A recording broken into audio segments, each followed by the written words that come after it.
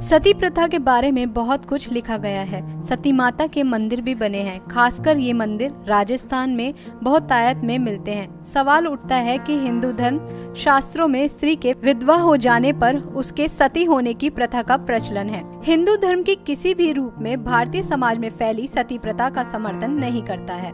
ऐसा कहीं नहीं लिखा है कि पति की मृत्यु के बाद उसकी पत्नी को उसकी जलती हुई चिता पर बैठकर भस्म होना चाहिए। हिंदू धर्म के 4 वेद, ऋग्वेद, अर्थवेद, यजुर्वेद और सामवेद, इन चारों वेदों में से किसी भी वेद में स्त्री को सती करने जैसा व्याख्यान अर्थात कहीं पर भी नहीं लिखा गया है। हालांकि अब ये प्रथा बंद है, लेकिन इस प्रथा में जीवित विधवा पत्नी को उसकी इच्छा से मृत पति की चिता पर जिंदा ही जला दिया जाता था। विधवा हुई महिला अपने पति के अंतिम संस्कार के समय स्वयं ही उसकी जलती हुई चिता पर कूदकर आत्मदाह कर लेती थी। इस प्रथा को कुछ लोगों ने देवी सती का नाम दिया। देवी सती ने अपने पिता राजा दक्ष द्वारा उनके पति शिव का अपमान न सह सकने करने के कारण अपने आप को भस्म कर लिया था। शोधकर्ता की माने तो इस प्रथा का प्रचलन मुस्लिम काल में देखने को मिला, जबकि मुस्लिम आक्रांताओं महिलाओं को लूटकर अरब ले जाते थे।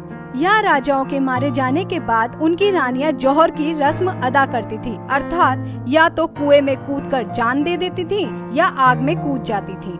हिंदुस्तान पर विदेशी मुसलमान हमलावरों ने जब आतंक मचाना शुरू किया और पुरुषों की हत्या के बाद महिलाओं का अपहरण करके उनके साथ दुर्व्यवहार करना शुरू किया, तो बहुत सी महिलाओं ने उनके हाथ न आने से बेहतर अपनी जान देना समझा। उस काल में भारत में इस्लामिक आक्रांताओं द्वारा सिंध, पंजाब, उत्तर प्रदेश, महाराष्ट्र और राजस्थान आदि के क्षत्रिय या राजपूत क्षेत्रों पर आक्रमण किया जा रहा था।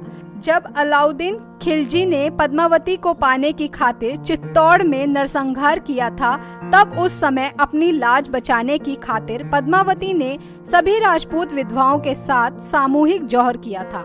महिलाओं के इस बलिदान को याद रखने के लिए उस स्थान पर मंदिर बना दिए गए और उन महिलाओं को सती कहा जाने लगा।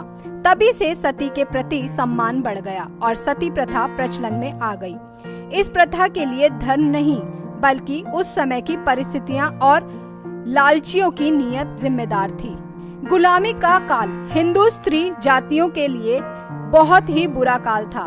ऐसे में उनके पति के मरने के बाद उनका भविष्य अंधकारमय हो जाता था।